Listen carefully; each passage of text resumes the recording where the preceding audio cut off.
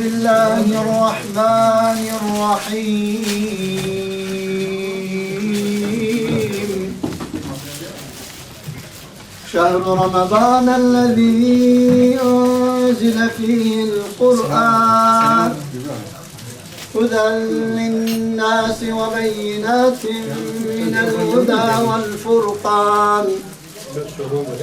سيدنا على سفر فعدة من أيام أخر يريد الله بكم اليسر ولا يريد بكم العسر ولتكملوا العدة ولتكبروا الله على ما هداكم ولعلكم تشكرون. اللهم ربنا آتنا في الدنيا حسنة وفي الآخرة حسنة وقنا عذاب النار. ربنا افرغ علينا صبرا وثبت أقدامنا وانصرنا على القوم الكافرين. يا رب السماوات والأرض يا رب المستضعفين. Ya Rabbi dualarımızı kabul ve makbul eyle.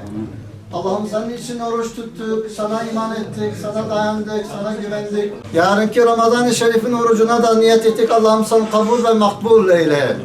Ücretlerini kat kat ver ya Rabbel Alemin.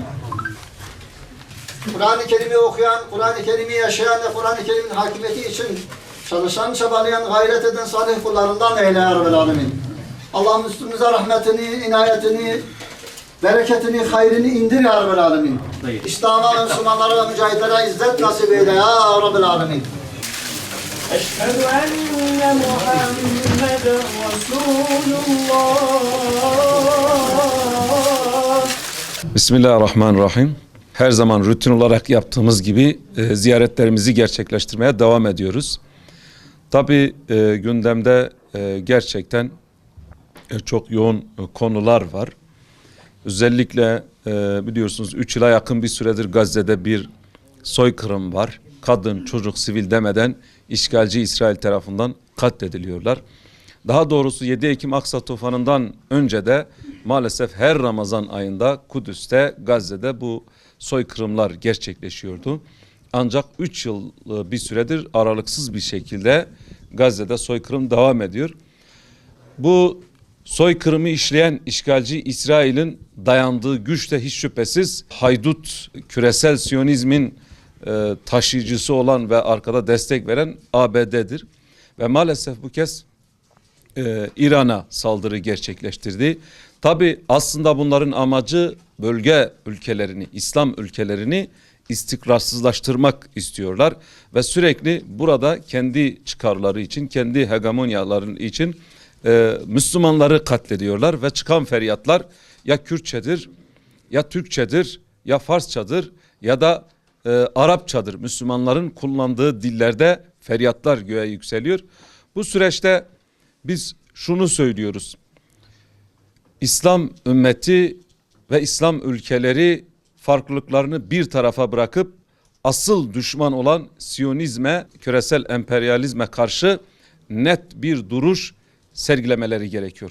Bugün İslam ülkelerinde bulunan ABD'nin üsleri aslında birer terör yuvası olduğu unutulmamalıdır. Ne ABD'nin üslerinden ne de silahlarından asla hiç kimseye fayda gelmeyecektir. Bundan dolayı biz burada da çağrımızı yineliyoruz. Diyoruz ki bu üsler derhal kapatılmalıdır. Bu üsler sadece Amerika'nın çıkarlarına hizmet edecektir. Ve hiç unutulmasın ki ABD için ne Sünni ne Şii fark etmez. Onlar Müslümanları hedef almışlar ve Müslümanları katlediyorlar. Bugün aramızda ihtilaflar varsa dahi bunların konuşulacağı gün değildir diyoruz. Bu yönüyle inşallah bu vesileyle küresel Siyonizmin yeryüzünde kalıntıları kalmaz duasını ediyoruz. Ramazanımız bu kardeşliğimizin, birliğimizi sağlamasını diliyoruz. İnşallah bu yönüyle tekrardan Ramazanınız mübarek olsun diyorum. Amerika için Şii Sünni fark etmez. Onlar biz Müslümanları hedef alıyorlar. Ve bundan dolayı bugün İran'ın yanında yer almayıp bu polemiklere girenler açık ve net bir şekilde söylüyorum ki bunlar küresel Siyonizme hizmet ediyorlar. Başka bir açıklaması yoktur. Bugün 165 masum kız katledildi İran'da. Bu çocukların ne suçu vardı? Eğer bunlar sorgulanmıyorsa ve bu konuda bu masum insanlar katledilirken hala konu farklı tarafa çekiliyorsa bu net bilinsin ki ABD'nin, işgalci İsrail'in işine yarayan bir durumdur. Ve şunu da söyleyeyim, ABD bu 165 masum kızı katlederken işte biz bunları yanlışlıkla katlettik, fark etmemiştik, böyle çocuk olduğunu bilmiyorduk demediler. Çünkü bilerek katlediyorlar ve onların bir stratejisidir. Çocuk katletmek onlar için bir stratejidir. Bundan dolayı bugün bize düşen, İslam ülkelerine, Müslümanlara düşen birlikte hareket etmektir. Gücünü birleştirmektir. Bilgisini birleştirip ve bu küresel Siyonizme karşı mücadele etmeleri gerekir diye ifade etmek istiyorum. Biz işgalci İsrail'le gönüllü askerlik yapan ve bu konuda Filistin'de katliama karışan, soykırıma karışan çifte vatandaşla ilgili bir kanun teklifimizi meclise sunduk ta 2023'te ve halen kanun teklifimiz mecliste kabul edilmesine rağmen kanunlaşmayı bekliyor.